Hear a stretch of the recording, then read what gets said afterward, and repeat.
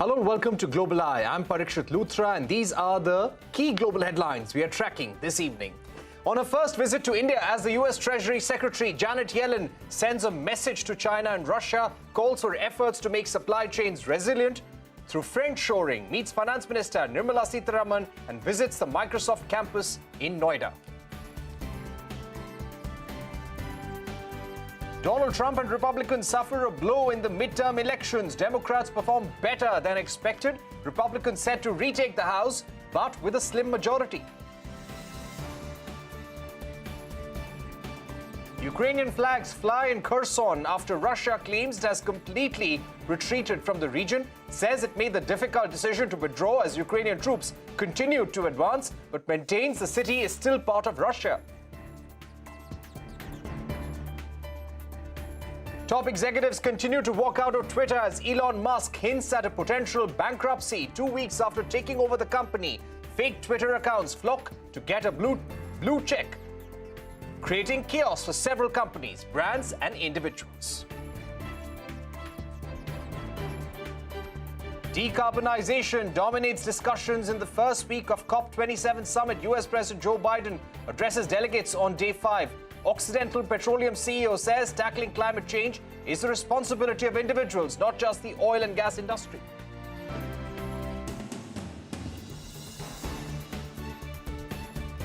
It's been a hectic diplomatic week. Negotiations are on at COP27 in Egypt on climate financing and more ambitious targets on reducing fossil fuel consumption. The big warning for world leaders is this: global CO2 emissions are set to increase 1% in 2022 to a record 37.5 billion tons.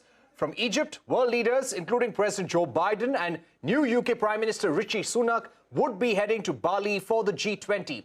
Among the expected highlights of the G20, a first in-person meeting between President Biden and Chinese President Xi Jinping. Ahead of that crucial bilateral, Biden said that he would want to ask Xi Jinping about the red lines in the US-China relationship. Rising tensions due to the Ukraine-Russia war will be a big focus at the G20, and President Vladimir Putin has decided to skip the summit altogether. Instead, Russian Foreign Minister Sergei Lavrov will be present in Bali. Ukrainian President Zelensky is set to participate, but virtually.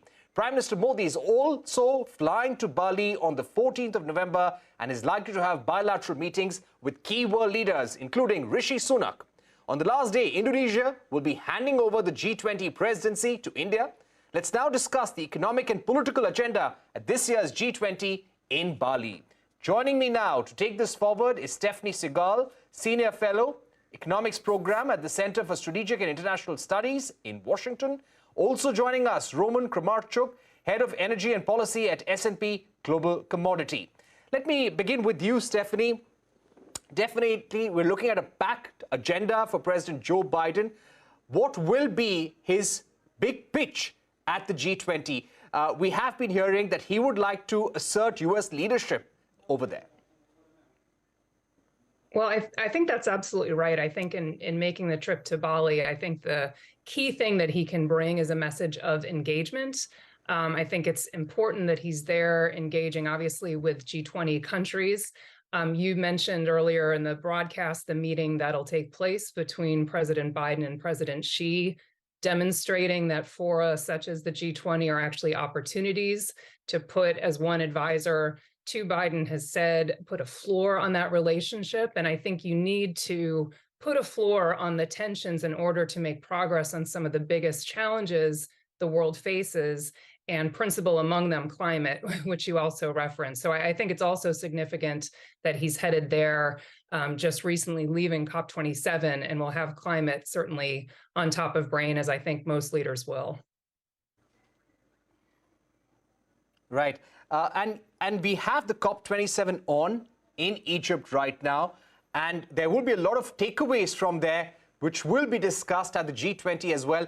Roman, you are joining us from Egypt right now. What is the mood? What is the big message emerging after week 1 of COP27? And what do you think will be the climate priorities at the G20? I think it's been a very interesting week. I think there are things that we have never heard before spoken actively. Part of that is the idea of loss and damage, which is the idea that the countries that have been responsible for the climate problem until now should be willing to and able to compensate those that are feeling the impacts. That's one big thing. Another thing is that's going to be very relevant for the G20 is finance. Interesting that discussions about reforming the multilateral financial institutions have been on the table here. This is something that can carry over into the G20 as well. It's really the story, the interesting thread between COP and the G20. One of the themes of one of the three main pillars of the G20 is going to be sustainable energy transition. And that can't happen unless there are flows of money that actually can decarbonize the sectors where they are growing the fastest. And that really is in the developing world, that's in Africa, that's in South Asia. Mm. Right. Stephanie, if I can come to you. Today, Janet Yellen was in Delhi and she made a pitch to India about friendshoring, about the need for friendly allies to come together to counter countries like Russia, which are weaponizing trade, weaponizing energy, and also stop over-reliance on China. Do you think that's a priority message that Biden will take to the G20 as well? I think the message of resilience, which is my kind of understanding of how Secretary Yellen and how the whole friendshoring debate has been framed, is one that I think all countries coming out of the pandemic in the last few years, that message of resilience, including in supply chains, is one that resonates, not just here in the US, but I think globally. I would doubt very much that is going to be the priority for President Biden at the G20 or for Indonesia as this year's president. I think the focus there will be looking at how all G20 countries can actually contribute to solving some of the biggest challenges. And I don't think supply chain security will necessarily be a focus in G20 discussions, but certainly in the bilateral discussions. Right. Roman, coming to you about the energy crisis that we are looking at right now, do you think the price cap on Russian oil that has been proposed by the European Union, by the United States, it has not been finalized so far, do you think there will be pressure to somehow come to an agreement on that at the G20 and also put more economic pressure on Russia? I mean, if you look at who makes up the G20, there are countries like China, there are countries like India and South Africa that didn't even vote to condemn the Russian invasion in the UN votes. I think it's going to be nearly impossible for the G20 as a group, if they can't agree on such basic premises, to be taking strong steps on elements like the price cap. So the question is, what is it that we may see, and what can people agree? Well, what can the G20 agree on? It could be around dealing with the consequences of that energy crisis. So it could be around, for example, supporting the grain deal and looking to make sure that there is clarity on that. The other types of issues that could be agreed upon are, for example, around usage of nuclear weapons. These are the types of things that the G20 as an entire organization can probably agree on. From our perspective, the ability to agree on something as specific and as targeted as the price cap, when you have key members of the G20 that would not be actively supportive of that, is not something that we see coming out of this sort of agreement. So I think that the interesting thing also is, yes. Right. Stephanie, coming back to President Biden's economic agenda, what are his priorities going to be when he meets world leaders, according to you? Well, I agree very much with Roman's point that the focus will be on issues and areas where there can be kind of common objectives and agreement. I think responding to the food and fuel crisis is certainly an area where there'll be focus. I think on the grain deal you'd mentioned, I think that's an area, in addition, looking at what some of the multilateral institutions have done in the very near term to respond to the crisis. The IMF has created a new facility specifically to respond to food price shocks. And you'd also mentioned kind of looking at what else the multilateral institutions can do and evolving those multilateral institutions. So I think those will be areas where there is kind of mutual interest among the participants there. One other issue that I expect Biden will push is on debt. This is an issue that has been covered in the past in the G20, but there's been a real lack of progress and an increase in the number of countries that are facing debt distress.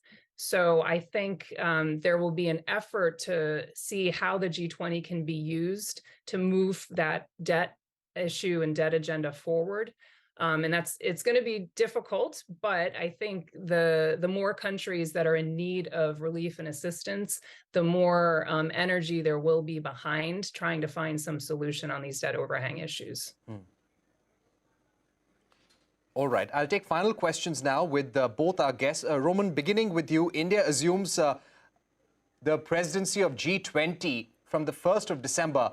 What will be the expectation from India when it comes to taking the global economic agenda forward? I can start with that coming off of, I think when we did a list of the 7 key things to look out for in this COP, what will India do and what will India's position be was among the top 7. India is in a very unique position, both geopolitically, but also in terms of the energy transition, in terms of coal use, in terms of the ability to drive renewables and interest in renewables. I think their position here is going to carry over. It's the point I made earlier that actually finances and the access to finance, the access to developed world contributions to resilience, mitigation, and adaptation, all these things are going to be carried through very specifically at COP, but they're going to be addressed in the G20. And when India is going to have that opportunity, it's certainly there's going to be an energy transition and energy resilience element to things that are going to be critical. I think, you mentioned supply chains earlier, then this is kind of where we see a bit of a fragmentation, but the U.S.'s big Inflation Reduction Act in some ways is reshaping how these relationships will play out. And I think India will have to also deal with the fact that the U.S. will be looking to create that friendshoring. It will be less of a fully multilateral organization because the U.S. is seeking to create those specific supply chains and do industrial policy that way. So I think India has the opportunity to clearly lead on things like energy transition and investment, but they also will face challenges with the U.S.'s Inflation Reduction Act. Right. Stephanie, one quick question to you. If you had to define one key opportunity for India to make a difference to the global economy during its G20 presidency, what would that be?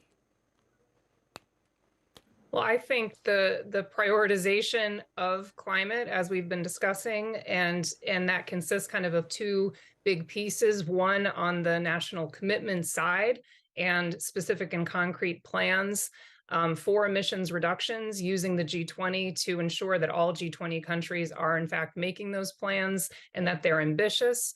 And then the second piece, which Roman also mentioned, is how do we actually get there? And that requires mobilizing trillions of dollars in finance. So Indian leadership on how you do that, both working through the multilateral institutions and mobilizing private capital. I think those are going to be areas that India can work on this year and will be essential for G20 years to come. All right. Thank you very much, Stephanie and Roman, for joining us, putting the G20 in Bali in perspective for our viewers. We're going to take a short break, but when we return, we take a deep dive into the U.S. midterm polls and how they will impact President Joe Biden's presidency. A special discussion with the former Indian ambassador to the United States, Arun Singh, when we're back.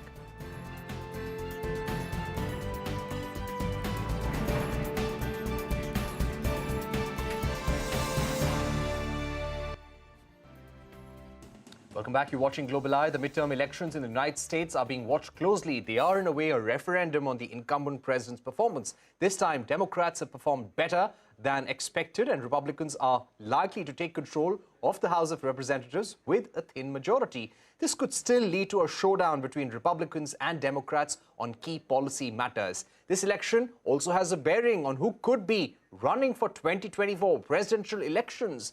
Biden has said he intends to run for re-election. Donald Trump has also hinted at a potential candidature for 2024. We're now joined by Arun Singh, former Indian ambassador to the United States. Ambassador Singh, thank you for joining us. The Democrats have performed better than expected. Will there be greater scrutiny of Joe Biden's policy agenda in the remaining part of his term still? There's bound to be greater scrutiny because according to the present trends, although final results are still awaited, although the Republicans have done not as well as was predicted earlier or as had come out from the polling data, they are still likely to get the majority in the House of Representatives. Although in the Senate, it seems that the Democrat may be able to keep their majority. So if the Republicans get the majority in the House of Representatives, they will try and stall the president's legislative agenda. Even when the Democrats were in the majority, and some very important legislation was passed, the Inflation Reduction Act, the CHIPS Act to support semiconductor manufacturing in the US, the infrastructure bill. The Republicans, by and large, did not vote for those measures. Not because they didn't think it was useful, but in the deeply polarized US politics. And when President Trump had continued to dominate the Republican Party, they didn't want to be seen to be associated in any way with the Democratic Party or the agenda that President Biden was bringing to the legislation. So given that, if they get the majority, what is more likely is that they will try and show that President Biden is not being effective in the legislative process. They will try and stall the administration by holding hearings, by doing investigation. There's even talk of doing a pro forma impeachment. So all that will happen. But I think the Democrats also have an opportunity because as a result of these elections, if they don't have the majority, the progressive wing of the Democratic Party will be seen as somewhat weakened in terms of the demands it can bring for legislation. So it may give more of an opportunity for moderate Republicans, moderate Democrats to work together. If that happens, I think that might help the president. All right. So who could be the Republican candidate, Ambassador Singh, for 2024 now? So far, President Trump had continued to dominate the Republican Party. Many people who had taken steps against him, supported either his impeachment or had criticized him, opted out of the race or lost in the elections, in the primaries that were held earlier for the Republican Party. So it was expected that Trump may emerge as the unchallenged Republican candidate for the president in 2024. And there was an indication that he may make an announcement as early as November 15. But that now has been pushed, it seems, to next year, partly for legal reasons, but also because the Trump-endorsed candidates did not do very well in the main elections that took place on November 8. So I think there is a sense now that the electorate is moving away from some of the postures, the antics that President Trump had adopted, and the more moderate Republicans are stepping up and have managed to get some support.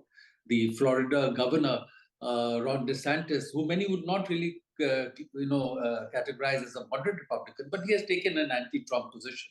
He did very well. The former Vice President Mike Pence, his book is likely to be released in November, this month itself.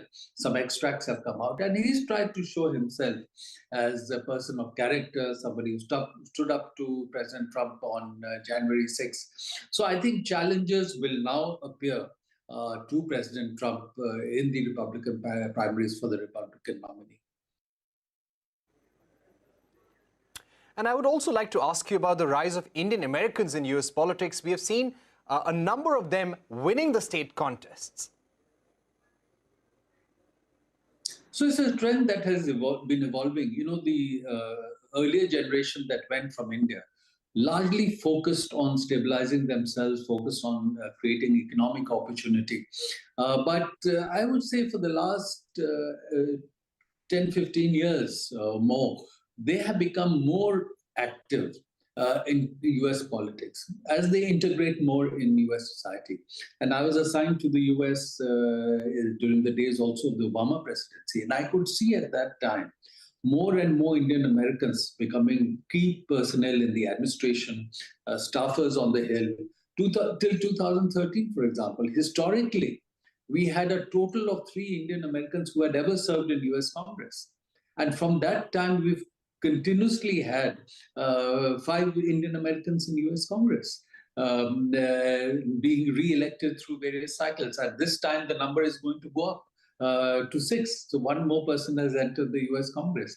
And at the local level also, more and more people are contesting the elections. And you'd have seen that 1 Indian American candidate has just been elected the Lieutenant Governor of Maryland State. So they are certainly taking key positions. But then, if you look at the economy and technology sector, many of the CEOs of leading US companies are persons of Indian origin. So I think there is now more and more integration of Indian Americans in US society, in economy, in the technology sector, and also in politics. And my final question, Ambassador Singh, next week the Prime Minister, Narendra Modi, he will be heading to the G20 Summit in Bali. There could be a possible meeting with President Joe Biden. What do you think will be the focus of discussions from the Indian side?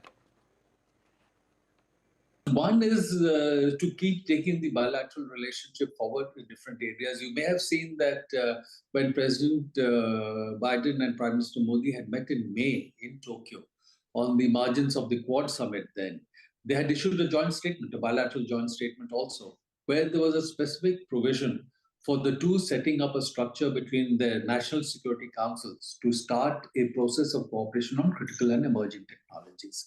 And that's something that will create new areas of cooperation, artificial intelligence, quantum, 6G, cyber, space, semiconductors. So that will certainly be one area. And I'm sure they would want to talk about what's happening in the global situation. There's so much flux in terms of great power competition between US and China, US and Russia. On Russia, India has some differences from the US position. On China, there's a convergence in terms of India also having adversarial aspects in its relationship with China. And of course, they would also look at the global economic situation because G20, as you know, focuses largely on the economy, the financial situation. And global economy, according to what most people say, is headed towards a recession in 2023. So what does that mean? How do you deal with it? How do you build partnerships? People are now talking of more and more building secure supply chains, friend-shoring of production. So reordered supply chain that is being worked upon. What is the kind of partnership India and US will build? So I think these would be important areas to discuss. All right, Ambassador Singh, thank you very much for joining us. Putting the US midterm elections in perspective for our viewers. Yes, they will have a lot of impact for US foreign policy, for President's legislative agenda, but little impact on the India-US partnership. There is bipartisan consensus, and this relationship will only grow stronger. Ambassador Singh, thanks once again for being with us on CNBC TV 18. With that, it's a wrap on this edition of Global Eye. But don't go anywhere. News continues on CNBC TV 18.